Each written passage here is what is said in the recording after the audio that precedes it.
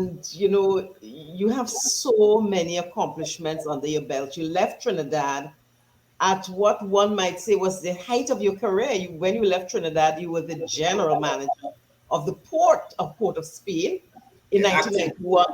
acting general manager. Acting GM, okay, at the Port of Spain. And then you climbed the ladder in Canada, eventually becoming the chief financial officer of AT&T. So, I mean, that's awesome. And I know that would have been some strategic decisions you would have made around self-leadership to help your career success in Canada. I am all ears. We are all ears now. Share with us those decisions you made and the impact on your career. Well, you know something. I mean, looking back now, it's easier to talk about it than at the time the decisions were made.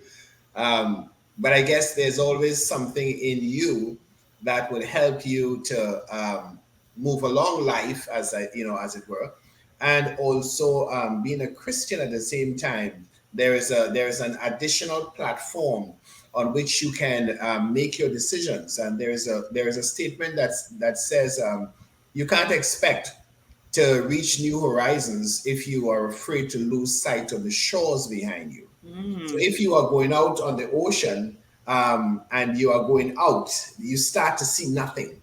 But you cannot just keep looking back because when you look back, the shores get smaller and smaller and smaller. Yeah. So what I want to thank God for really is the fact that I always had, and with God's help, I always had that level of risk, risk taking and cautious risk.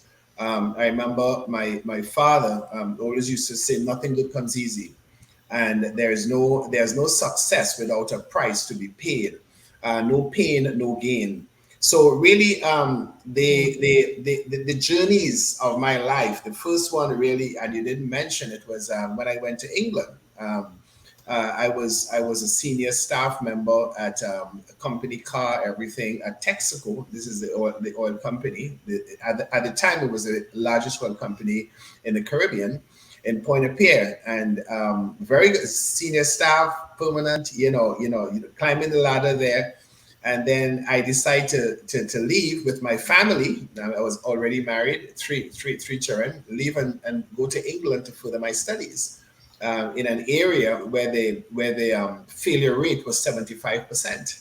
So Oh, that was wow. a that was a major that was a, Wow. yeah, that was a major move. But you know something, I mean, I my thing was, I mean, I always had and I still have a very supportive wife, and she was always there along with me, and encouraging me both emotionally, physically, and spiritually. And really, the scripture verses that I hold very dear are those that she gave me during those times. So I remember in England, it was the one in Proverbs that was found in Proverbs, and it's show me a man diligent in his ways, and he will stand before kings and not mean men.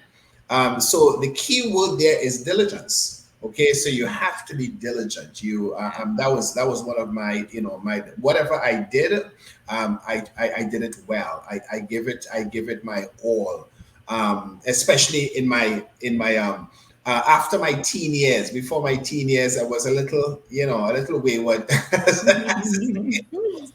But after my teen years, whatever I did, I gave it my best shot. So the journeys, in terms of going to England, coming back to Trinidad, joining the port, and then after 5 years leaving the port and heading to Canada, that was another, leaving to go to a country that is, predominantly Caucasian. You are a minority. You do not have the North American accent. It was a journey, and it was a humbling journey, to say the least, because I left here, was in charge of a staff. I think was at the time was about 3,000, and when I went to Canada, I had to start at the bottom of the ladder, start as an accounts payable clerk. After having your degrees, your professional qualifications, your status, and so on. But you know something, again, that verse, and then there's another one in Joshua 1:5, where God promised, Joshua, listen, first of all, in verse 1 says, wherever your feet trod, it will be yours. And then he say, as I was in the days of Moses, so I will be with you. And then he promised, he promised to give him good success. So although I started at the bottom of the ladder in Toronto, I quickly rise. And there is another parallel or another statement. It's a Julius Caesar, it's a Julius Caesar book, and I did that at A levels, and I never forget that. There's a tide in the affairs of men. If when taken at a flood leads to fortune, if you omitted the miseries of life, would come your way. So what happened? And then being humble and not wanting to reach the top even before your time. So I'll give you my story there.